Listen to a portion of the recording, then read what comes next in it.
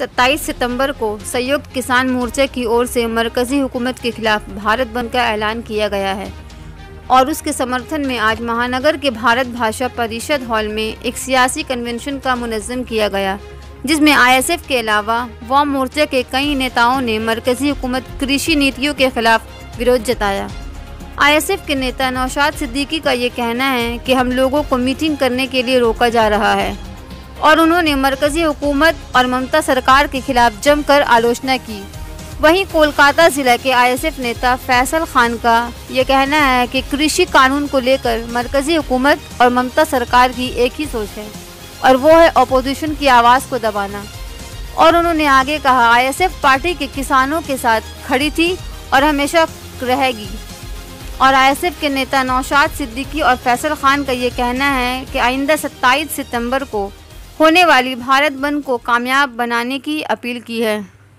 Chairman और MLA Naushad Siddiqui साहब जो हम लोग के दरमियान में मौजूद हैं और हमारे आईएसएफ के जनरल सेक्रेटरी विश्वजीत माइती और तापस बनर्जी जो वाइस प्रेसिडेंट हैं, शमसूर अली मलिक साहब जो ज्वाइंट प्रेसिडेंट हम लोगों के दरमियान हैं, बहुत सारे यहाँ पे नेता हैं। यहाँ पे जो सभी को मैं अपने तरफ से धन्यवाद कहूंगा कि आप यहाँ पे आए हैं और संयुक्त मोर्चा के नेता भी यहाँ मौजूद हैं और आप लोग आए हैं उसके लिए शुक्रिया। सबसे पहले एक नारा था सुभाष चंद्र बोस का कि तुम मुझे खून दो मैं तुम्हें आजादी दूंगा। वही वक्त आ गया है आजादी का। तो जिस तरह से नरेंद्र मोदी साहब जो 3 बिल काला कानून जो ये फासी सरकार है जो हम लोग तक लाई है, उसके खिलाफ हम लोग यहाँ पे कन्वेंशन शुरू किया है।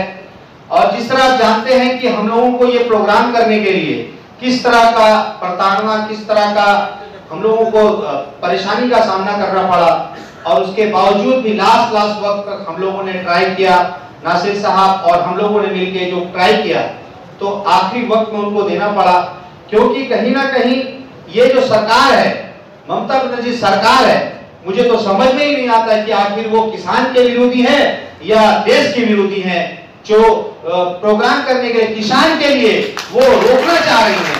तो इससे समझ में आता है कि आप स्पष्ट करें और 27 तारीख को हम लोगों को समझ में आ जाएगा कि ममता बनर्जी सरकार किसान की तरफ है या सरकार की तरफ है, ये जवाब उनको देना पड़ेगा।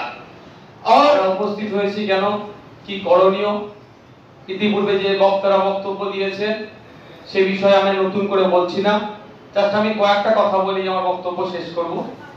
তার একটা কথা বলি, যারা এই দায়িত্বে আছেন, ভারতীয় ভাষা পরিষদের দায়িত্বে যারা আছেন, তিনাদেরকে বলবো আপনাদের জমির আপনারা বিক্রি করে দেবেন না। আমার তো মনে হয় আপনারা কারো কাছে এই ঘুষ দিয়ে চাকরি পাননি, নিশ্চয়ই আপনাদের যোগ্যতাতে আপনারা চাকরি পেয়েছেন, তারপরেও আপনারা আপনাদের জমিকে কিভাবে বিক্রি করছেন? আপনারা দায়িত্ব নিয়ে আমাদের পক্ষ থেকে টাকা আপনাদের জমা নিয়ে রিসিপ্ট দেওয়ার পরও আমাদের যারা দায়িত্বশীল এসেছিল তাদের সাথে কি ধরনের আচরণ করেছে নিশ্চয়ই আমরা জানি। আমি আবারও বলবো ये इलेक्शन से हम लोग थोड़ा बाहर है अभी, लेकिन हम लोग संयुक्त मोर्चा एक साथ हैं। आप लोग फील्ड में क्यों नहीं आए? देखिए इस बारे में हम लोग का इंटरनल बात हुआ है। देखिए बामेदर के भी एक साइड है जो लोग बोल रहे हैं कि आईएसएफ के जाने के लिए थोड़ा बहुत उन लोगों का लाभ हो गया, इसीलिए इसको प्रूव करने के लिए उनका भी चांस है, हम लोग का भी चांस है, इसलिए हम लोग पीछे हैं। आसाम में परसों दिन फायरिंग हुआ, बहुत सारे लोगों को मारा गया, मस्जिदें तोड़ी गई, क्या बोलते? देखिए आसाम में जो काम हो रहा है जो हम लोग पार्टी की तरफ से नेशनल ह्यूमन राइट्स कमीशन को हम लोग चिट्ठी लिखा है, वहाँ चिट्ठी लिख के यही डिमांड किया हम लोग जाएंगे उधर। सिर्फ हम लोग भी नहीं जाएंगे, सुप्रीम कोर्ट की एक जस्टिस को देकर इसको जो कहानी हुआ आसाम में उसका पड़ताल करने के लिए, जांच करने के लिए। सीबीआई का जांच चल रहा है अभी पोस्ट पोल वायलेंस को लेकर, उसमें आप लोग के बहुत सारे कर्मी। हाँ जी, हम लोग का तो जो कार्यकर्ता का को लोगों खून कर दिया था वहाँ पे जा रहे हैं, बार वहाँ जाके उनसे बात कर रहे थे। हम लोग चाहेंगे कि सीबीआई जो आया यहाँ पे किसी पार्टी के दबाव से नहीं चले, वो अपना तरीका से काम करे, जो असल कल्पिट है उनको पकड़ के उनका खिलाफ स्ट्रॉन्ग एक्शन ले। नौशाद साहब, एक तरफ जो है दीदी का मीटिंग और एक तरफ आपकी मीटिंग, क्या समझेंगे? देखिए कौन किस कहाँ मीटिंग कर रहा है, देखिए कौन कहाँ मीटिंग कर रहा है उससे हम लोग को लेना देना कुछ नहीं। हम लोग का जो मुद्दा है वो लेके हम लोग मीटिंग कर रहे हैं। यहाँ का मीटिंग करने का तो नहीं था, या हम लोग का था मौलाली में, मौलाली युवा केंद्र में। लेकिन दुख की बात है कि वहाँ पे हम लोगों का मीटिंग करने नहीं दिया, इसीलिए यहाँ आए थे। यहाँ भी नहीं करने दे रहे थे वो लोग, फिर भी हम बोला हम करेंगे क्योंकि हम लोग बुक किया है और रिसीप्ट भी हम लोग के पास है। नहीं करने देते हम बाहर करते थे, बाहर रोड बैठ के। आज के कन्वेंशन में जोड़ के और कौन कौन से पार्टी शामिल? देखिए सीपीआई के साथ आया था, आरएसपी का आया था, और कौन कौन आया था, सीपीआईएम का आया था, और बहुत सारे आया था, और एनडीपीआई का भी आया था। क्या लगता है बीजेपी और ममता बनर्जी दोनों एक ही सिक्के के दो पॉइंट? देखिए हम तो ये बात तो बहुत पहले से बोल रहे हैं, आप देखते जाइए कौन किस तरह है, किस तरफ है, वो आप देख के आप भी बोल सकते हैं। जो बाबुल सुप्रियो 2 दिन पहले भी तृणमूल के खिलाफ बोल रहे थे, दीदी के खिलाफ बोल रहा था, आज दीदी का वो गुड बुक में आ गया। अब देखिए वो क्या चल रहा है आपस में लोग। आपको टीएमसी में अगर शामिल होने का न्योता मिलता है तो सर नहीं, बहुत पहले बोल दिया, वो लोग बोल के थक गया। वो लोग जानते हैं कि वो लोग नहीं जाएगा। हम लोग सिर्फ मुसलमान के आइडेंटिटी के लिए नहीं है, राजनीति पॉलिटिक्स में आया है, हम लोग आए हैं पिछड़े वर्ग के लिए। सो उनका जब इम्प्लीमेंट करेगा, उन लोग डेवलपमेंट करके उसके बाद देखा जाएगा। आप पहले उनको डेवलपमेंट करने दीजिए, जो अभी सत्ता में है, फिर देखा जाएगा। नौशाद साहब, कई पार्टियां जा रही हैं अभी टीएमसी में, दिक्कत है वो उनका बात है। देखो हर पार्टी का अपना आइडियोलॉजी होता है। आईएसएफ का अपना आइडियोलॉजी है, एक रूट पे वो चलेगा, और अगर साथ में कोई आ जाएगा तो हम उनका हाथ पकड़ लेंगे। कोई नहीं आएगा तो हम अकेले चलेंगे, कोई दिक्कत नहीं हम लोग का। किसान आंदोलन के अलावा और आप लोगों का आगामी काल का क्या आप लोगों का एजेंडा है? देखिए उसको हम कृषक, खास करके कृषक आंदोलन के बारे को लेके हम लोग का कन्वेंशन हुआ है। उसके बाद हम लोग जाएंगे आगे, किसान के साथ हम लोग का जो जनरल सेक्रेटरी है उनको भेजेंगे, और कुछ कार्यकर्ता को हम भेजेंगे, उन लोगों के साथ बात करने के आगे लेके जाएंगे।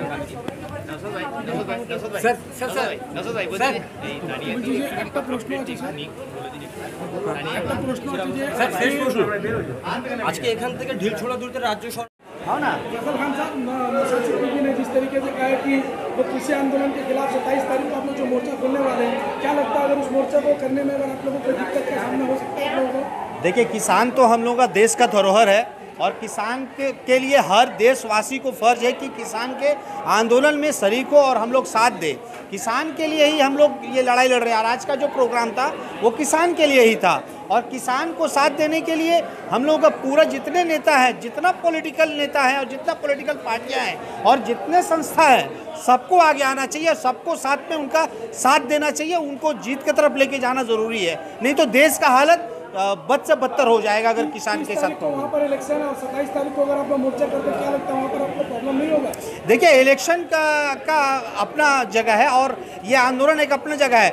मैं आपको बता दूं कि इलेक्शन से भी बड़ा अगर है तो किसान मुद्दा है। किसान के लिए हम लोग सर्वोपरि लड़ाई लड़ेंगे। इलेक्शन बाद में है, पहले किसान का मुद्दा है। किसान के लिए हम लोग पूरा देशवासी लड़ेंगे एक होकर।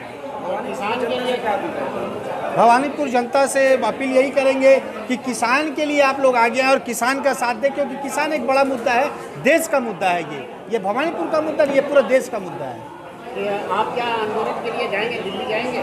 देखिए, दिल्ली से हमारे संयुक्त मोर्चा जो किसान कमेटी है, उनसे भी हमारी बात चल रही है, उनसे भी हमारा राब्ता है। और आईएसएफ जो है, इंडियन सेकुलर फ्रंट, उनको पूरा फुल समर्थन दे रही है पूरा देश में, बंगाल से।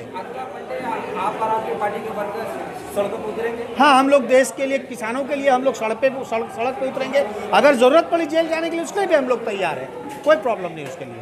इस तरह से तृणमूल कांग्रेस का कहेंगे कि आप डिस्कस कर रहे हैं। देखिए, तृणमूल कांग्रेस का अपना मुद्दा है। तृणमूल कांग्रेस किसान के साथ है कि नहीं, ये 27 तारीख को आप लोग मीडिया के माध्यम से आप लोग देखेंगे। जिस तरह से इन्होंने कहा कि किसान के लिए हम लोग इलेक्शन से पहले किसान का साथ दे रही थी, अभी इलेक्शन के बाद रिजल्ट होने के बाद आखिर क्या ऐसी बात है जो दीदी मुनी जो किसान के मामला को लेकर के सामने नहीं आ रही है? तो कहीं ना कहीं ममता बनर्जी को भी इस पर जवाब देना पड़ेगा। अगर आपको इजाज़त नहीं मिली मिचिल निकालने का तो क्या करेंगे? देखिए, इजाज़त नहीं मिली फिर भी हम लोग रास्ते पे उतरेंगे, क्योंकि हम लोग किसान के लिए लड़ रहे हैं, हम लोग देश के लिए। देश से बड़ा कोई प्रशासन नहीं होता, देश पहले है। और संविधान इजाज़त देता है कि आप शांति प्रिय और संविधान को मद्देनजर रखते हुए देश के लिए लड़ने के लिए आप उतर सकते हैं मैदान में। व्यवस्था भी एक चीज़ है, उसको देखिए, हम लोग कानून को मद्देनजर रखते हैं, कानून हाथ में नहीं लेना चाहते। मैं तो आपको पहले ही बोल रहा हूँ कि संविधान के दायरे में हम लोग रास्ते पे उतरेंगे। संविधान को हाथ में लेने का हमारा कोई अधिकार नहीं और देश सर्वोपरि है।